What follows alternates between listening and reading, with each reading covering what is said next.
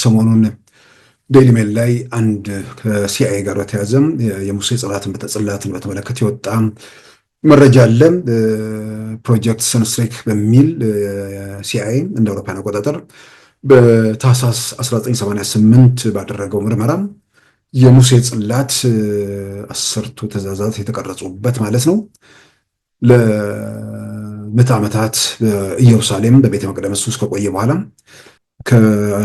በ565 ዓመት ዓለም አካባቢ የደረሰበት እንዳልታወቀ ይገልጽና ያን የሙሴ ጽላት በተመለከተ ሲአይኤ ፍለጋ ውስጥ መግባቱን ወይ ደግሞ ምርመራ መጀመሩን ይህም የተጀመረው በ1988 እንደ አውሮፓውያን አቆጣጠር የዛሬ 40 ምናምን ዓመት አካባቢ ማለት ነው።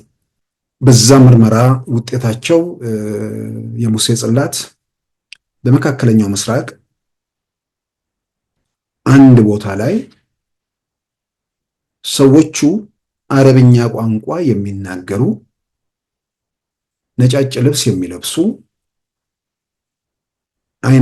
የዓይናቸው ከለር ጥቁር ፀጉራቸውም ጥቁር የሆኑ ሰዎች እዛው አካባቢ ምንድነው ጽላቱ ያለበት አካባቢ የመስጊድ ቅርጽ ያለበት ህንጻም ይታያል። ስለዚህ የሙሴ ጽላት በአሁኑ ሰዓት በ1988 ያኔ ማለት ነው በመካከለኛው ምስራቅ የሆነ ቦታ ላይ አለ በሚል የሲአይኤ የምርመራ ውጤት ከ1988 እስከ 2000 ዓመተ ምህረት እንደ አውሮፓውያን አቆጣጠር ማለት ነው የዛሬ 25 ዓመት ድረስ ያ ነገር በሚስጥር ተቀምጦ ከ2000 ጀምሮ ዲክላሲፋይድ ሆኖ ወይ ደግሞ ሚስጥራዊነቱ አብቅቶ የአደባባይ ጉዳይ ሆኗል በሚል የወጣ ሪፖርት ነው። ስለዚህ እዛው ላይ ዴይሊ ሜል ላይ በወጣውም ዘገባ የሙሴ ጽላት ኢትዮጵያ ውስጥ አለ ስለሚባል መካከለኛው ምስራቅ የሚለውን ነገር አካባቢውን ወደ አፍሪካም አካባቢ ሊሆን ስለሚችል ኢትዮጵያ ውስጥ መሆኑን የሚያረጋግጥ ነገር ነው። ኢትዮጵያ ውስጥ ቋንቋ አረብኛ የሚለውን ነገር በርካታ አረብኛ የሚናገሩ ሰዎችም ስላሉ ስለዚህ ጉዳዩ ከኢትዮጵያ ጋር ኢትዮጵያ ውስጥ ሊሆን ይችላል የሚለውን ነገር ያን ሚዛን የሚደፋ ነገር ስለመሆኑ በዘገባው ላይ ተመልክቷል። አሁን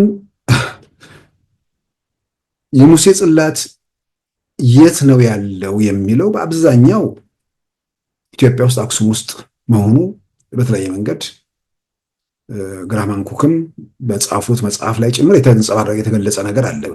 የተለያዩ ነገሮች ተገልጦ ወጥተዋል። ያሁኑ የተለየ ያደረገው ሲአይኤ በጉዳዩ ላይ ምርመራ አድርጎ በሪሞት ቪው ወይ ደግሞ ሳይኪክ በሚባል ያንን ነገር ተከታተሉት የሚል ነገር ነው። አሁን ከሙሴ ጽላት መገኘት በላይ ወይ ደግሞ ሙሴ ጽላት የት ነው ከሚለው በላይ ሪሞት ቪው ወይ ደግሞ ሳይኪክ የሚለው ነገር የበለጠ ምንድነው የሚለው ነገር መጠየቅ የሚያስፈልግበት ሁኔታ ውስጥ ያለ ነው። በተለይ ደግሞ መስኩ ላይ በደንብ እውቀቱ ያላቸው ሰዎች በጉዳዩ ላይ ማብራሪያ ቢሰጡ ጥሩ ነው። በተለያየ መንገድ ለማንበብም እንዳልኩት ምናብ ነው ይሄ ነገር። ምናልባት የቴክኖሎጂ እንትን ነገር ራስ ላይ የሚደቀን ወይ ደግሞ የሆነ ነገር አለ ወይ ብዬ ሁሉ ለመረዳት ሞከርኩ። አይደለም። በዚህ በሪሞት ቪው የሰለጠኑ በተለይ ሲአይኤ በእንደዚህ ሰዎች ይጠቀማል።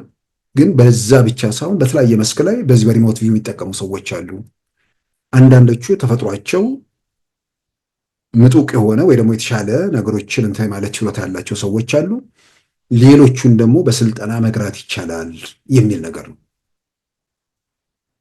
ስለዚህ በሪሞት ቪው ቅርጽ ምንድነው ስዕል ይስሉና የሆነ ቅርጽ ምናምን የሚፈልጉትን ነገር እንትን ካሉ በኋላ መመሰጥ ውስጥ ገብተው ምናምን ከዛ በኋላ የሚደርሱበት ነገር ነውና ይሄ ሳይንቲፊክ ነው ወይ የሚል ነገር ማንሳትም ይግድ ይላል። ጽሁፎቹ ምናምን ሳይንቲፊክ ነው የሚል መከራከሪያ አላቸው። ስለዚህ የሙሴ ጽላትን በተመለከተ ሰሞኑን እየወጡ ያሉ ሪፖርቶች በተለይ ሲአይኤን የ1988 ሪፖርት መነሻ የሚያደርጉ ዘገባዎች በሪሞት ቪው ወይ ደግሞ በሳይኪክ ይህንን ነገር ያዩ ሰው የተናገሩት ነው። ምናብ ስለሆነ የሆነ ነገር አረብኛ ይናገራሉ ያሉት አረብኛ የበለጠ የሚታወቅ ቋንቋ ስለሆነ አማርኛ ሊሆን ይችላል ወይ ደግሞ ትግርኛ ሊሆን ይችላል። እንትን አካባቢ ስለሆነ ሙሴ እንትን አክሱም አካባቢ ስለሆነ ያው በሚሉት መንገድ ነገሮችን ስልጠናውን የወሰደ ስለ ጉዳዩ በለጠ እውቀት ያለው ሰው ያ ነገር ትክክል ነው ትክክል አለ የሚለውን ለሱ ትተን ግን በሚሉት ነገር ልክም ቢሆን እንኳን የሚያጠናው ሰው አማርኛ ስለሚባል ቋንቋ ወይ ደግሞ ትግርኛ ስለሚባል ቋንቋ ላያውቅ ይችላል። አረብኛ ምናምን ይመስላል ይላል። ስለዚህ ነጭ ይለባብሳሉ ሲባል ያው ደግሞ ኢትዮጵያም ከቤተክርስቲያን ጋር ተያይዞ ያለ ነገር ያው ነጭ መልበስ ያው የተለመደ ነገር ነው።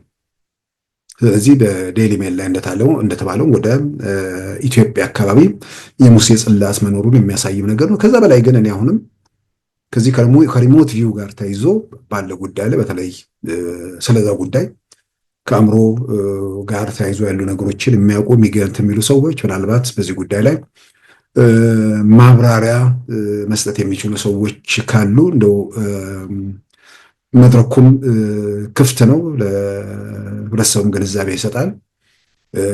ስለ ጉዳዩ በተወሰነ ደረጃ ለመገንዘብ ሲሞከር በንግድ ዓለም ውስጥ ያሉ ሰዎች እንዲህ አይነት እንትን ያላቸው ሰዎች አሉ። በዛ መልኩ በስኬት ደረጃ የሚጠቀሱ ለምሳሌ ዓለም አቀፉ ሂልተን ሆቴል ባለቤትን ይጠቅሳሉ። ሌሎች የቢዝነስ ሰዎችን በዚህ ረገድ እንደ ማስረጃም አንዳንድ ጽሁፎች ላይ ለማየት ሞክሬያለሁ እና ስለዚህ ከሪሞት ቪው ጋር ተያይዞ እውቀቱ ያላችሁ ምናልባት እውቀታችሁን ብታካፍሉን በዚህ አጋጣሚ ጥሪ ለማቅረብ ነው።